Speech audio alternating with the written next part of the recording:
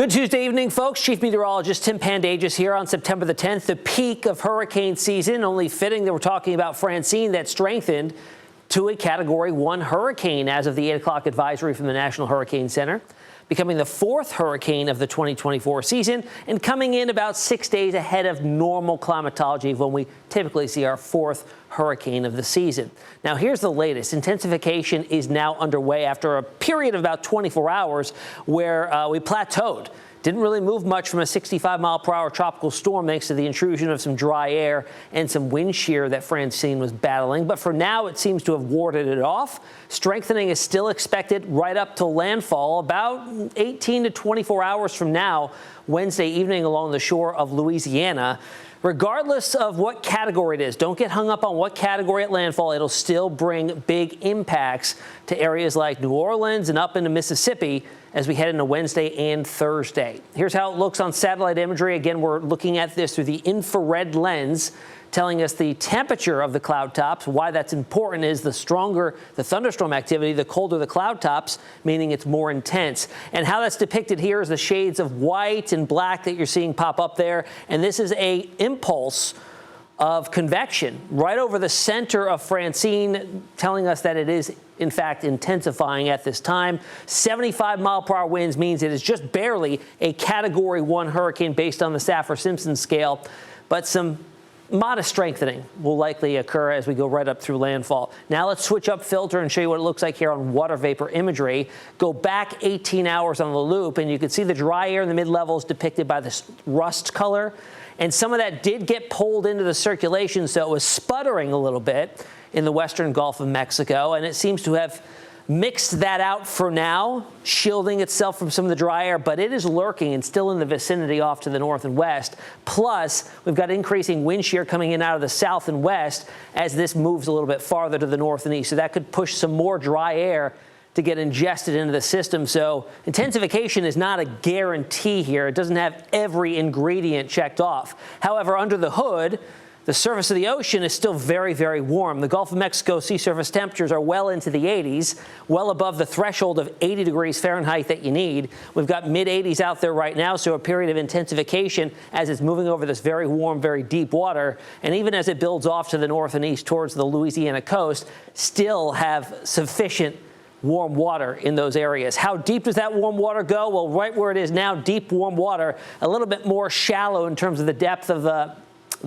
really warm water as it moves off towards the northeast there, but still likely sufficient to support some modest strengthening. Here's the updated cone as of the 5 o'clock advisory from the National Hurricane Center. Again, we're at a Category 1 storm, 75-mile-an-hour winds, building to the north and east, expecting a landfall likely in Louisiana into tomorrow afternoon. This shows the last update here at 2 p.m., likely making landfall around 6 p.m. in the evening there as a higher-end Category 1. If it overperforms, it could possibly be a low-level Category 2. That would be like 95-mile-per-hour winds there.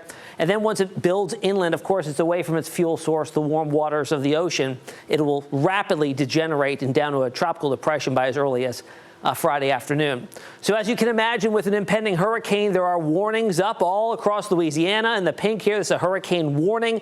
Orange is a tropical storm warning, and farther inland, those have been downgraded to a tropical storm watch, which will likely be upgraded as we get a little bit closer in time to impacts there.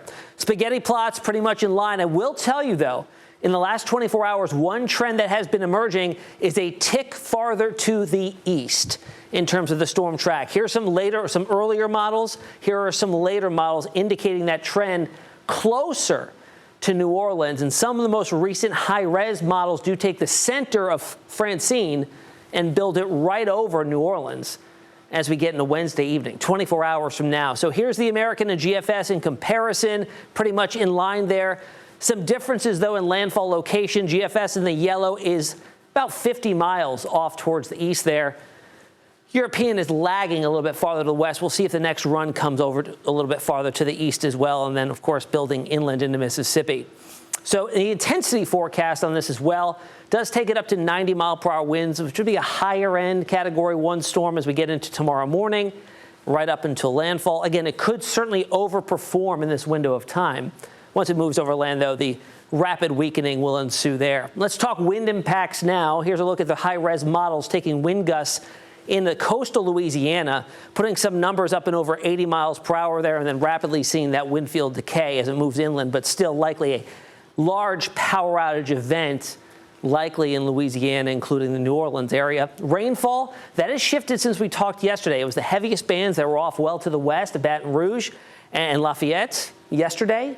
That has even pushed off to the east as well. So now does bring in over a foot of rain potentially. Again, it's raining there right now. So this is all together could be over a foot of rain between what's already fallen and up through tomorrow evening into early Thursday morning. We also have to talk about the tornadic risk here. On the eastern side, the dirty side of the storm, the right front quadrant is the area most likely to see some tornadoes spin up when we get into landfalling tropical systems. So that's what this is highlighting here.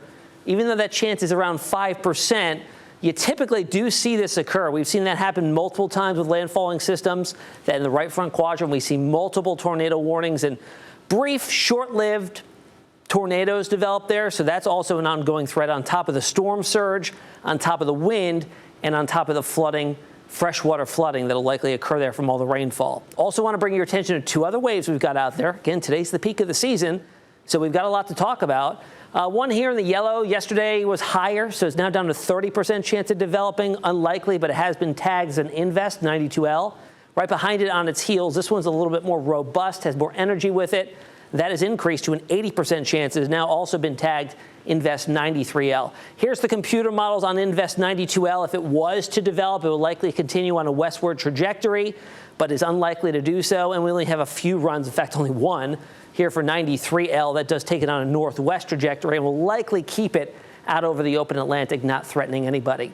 Next two names on the list will be Gordon and Helene. So we'll see when those two develop. We'll keep an eye on it, but that's the latest for now on Francine. That is now, again, a Category 1 hurricane headed towards landfall within the next 24 hours. We'll have another video tomorrow right around landfall time, but if you have any questions, you can find me on social media, Facebook, Instagram, X, and on TikTok. We'll see you again tomorrow.